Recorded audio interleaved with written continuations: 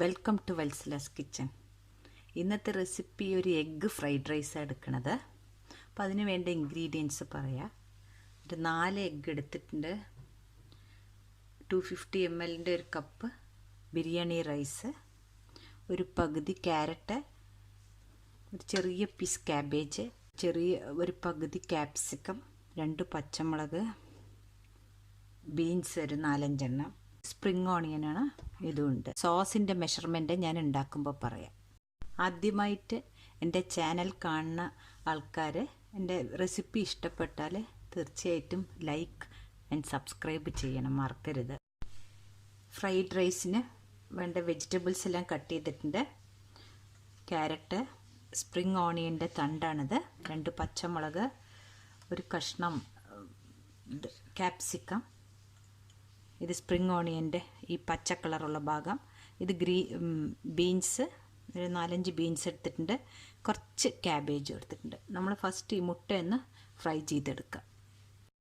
നമുക്ക് എഗ്ഗ് ഒന്ന് ഫ്രൈ ചെയ്തെടുക്കാം.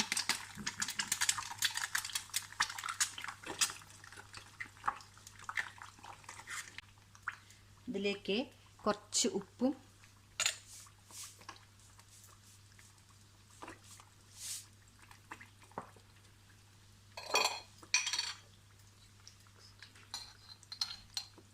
കുറച്ച് ചില്ലി ഫ്ലേക്സ് ഇട്ട് കൊടുക്കുന്നുണ്ട്.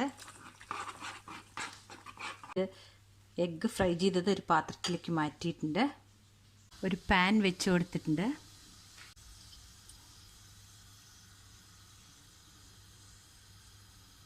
ഈ ഓയിലിലേക്ക് വെളുത്തുള്ളി ഫസ്റ്റ്, തീയെ ഹൈ ഫ്ലെയിമിൽ വെക്കണം. ഇതിലേക്ക് ഇനി വെജിറ്റബിൾസ് നമുക്ക് ഓരോന്നായിട്ട് ഇട്ട് കൊടുക്കാം. ആദ്യമായിട്ട് സ്പ്രിംഗ് ഓണിയൻ്റെ തണ്ടും ക്യാരറ്റും,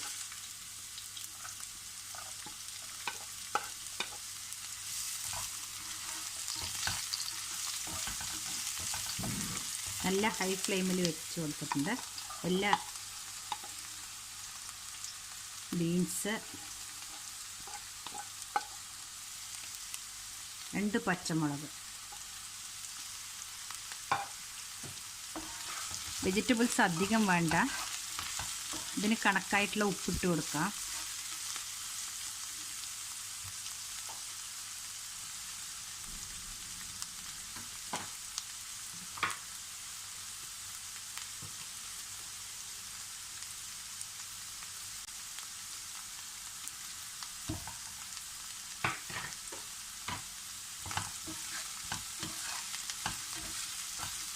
ഫ്രൈഡ് റൈസിൻ്റെ ചോറ് നല്ലോണം ചൂടാറിയ ശേഷം വേണം ഇതിലിടാൻ.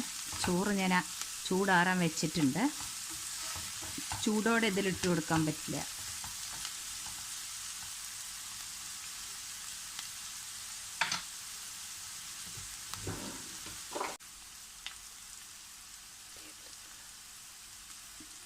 ഒരു tablespoon soya sauce,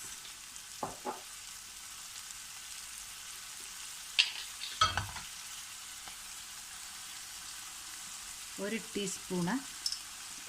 table spoon sweet chilli sauce ഒഴിക്കില്ല. ഇതൊരു മിനിറ്റായ ശേഷം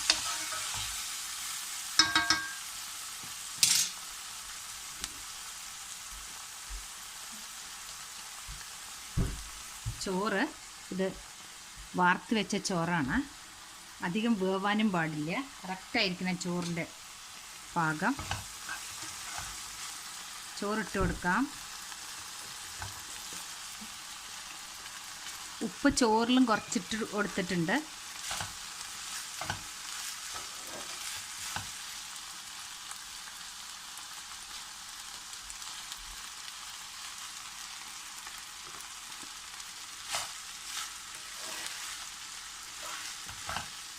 ഹൈ ഫ്ലെയിമിൽ തന്നെയാണ് വെച്ചിരിക്കുന്നത്. ഇതാ 1 കപ്പ് റൈസാണ്.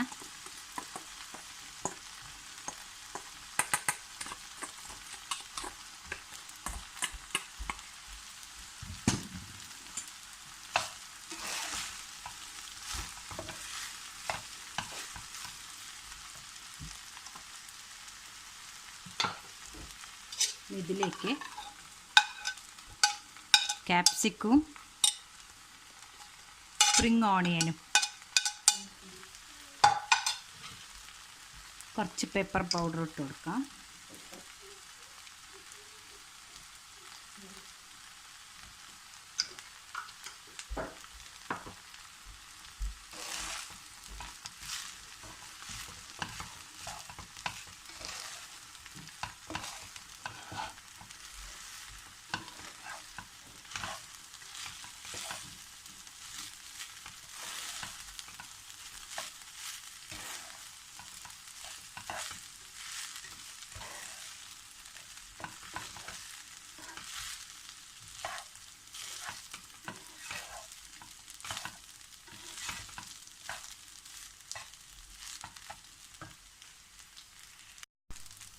ഇനി ഈ ഫ്രൈഡ് റൈസിലേക്ക്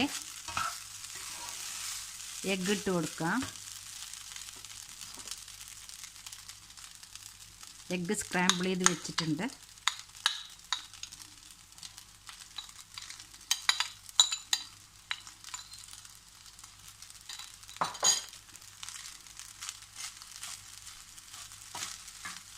ഫ്രൈഡ് റൈസ് റെഡിയായി. നല്ലോണം ഒന്ന് മിക്സ് ചെയ്ത് കൊടുത്താൽ മതി.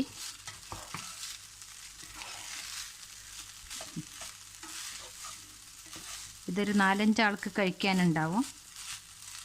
നിങ്ങളെല്ലാവരും ഇത് ട്രൈ ചെയ്തിട്ട് നിങ്ങൾക്കിത് ഇഷ്ടപ്പെട്ടാൽ തീർച്ചയായിട്ടും ലൈക്ക് ചെയ്യാൻ മറക്കരുത്. Thank you.